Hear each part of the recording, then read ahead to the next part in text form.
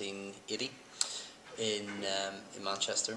And we used to be based over on Main Road, but now we moved to the Etihad Stadium, which used to be the stadium for the Manchester Games, which I think happened in 2003. So basically, we're in the Premier League. We've got a stadium which seats about 47,000, and it's a club that's always been sort of steeped in the community. Well, last year we won the title for the first time, I think, in about 44 years. Okay.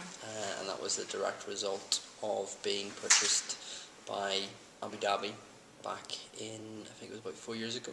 So over the last sort of 4 years, we've had substantial investment both on the pitch and off it, with the culminating in last year's Premier League title, and before that the FA Cup win.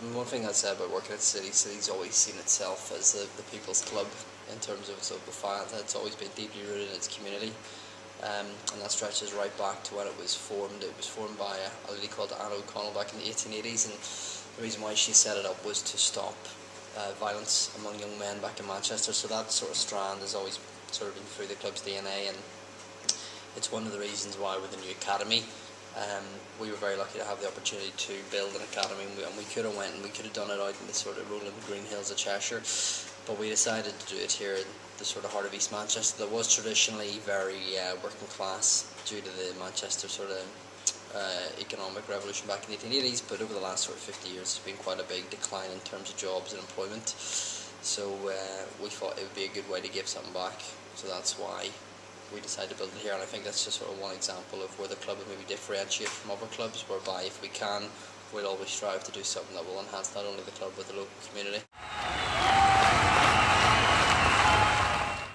Yeah, I think we do. I mean, even last year, if you looked at the club top, it was the sound wave of the fans singing Blue Moon. The Blue Moon would be the club's sort of anthem, so to speak, and last year that sound wave was replicated not only in the top but across all the marketing communications that the club produced, so on the season tickets, on the LED screens, even if you look around in the stadium, in the stadium restaurant, it's there on the wall, it's in around the entrance. So it's a thread that starts with the fans but ultimately ends up in all the corners of the club. I suppose whenever we think about planning a tour, we want to go somewhere where there's a healthy appetite for football in terms of the matches and also embracing the club. One example would be when we've been to America twice now, and that was one of the reasons, because it's such a massive market in terms of there's a real hunger from Americans that we see for football, and you only have to look at the success the MLS has had. And so in terms of why we maybe chose the West Coast, it was because we had the opportunity to play LA Galaxy, which is a massive brand, and it was also the perfect conditions for pre-season because you have the sun, and it's so accessible, and there's so many great hotels and great places to train. And then one of the options was that it also had links into other sports clubs that we could work with to sort of both grow our brands. So for example, I think we went to the home of the UFC, or where those guys used to train, so we've done a little bit of cross content with those guys, so ultimately we get the benefit of being seen with them in America, and then subsequently they'd get the benefit back here of being seen with us.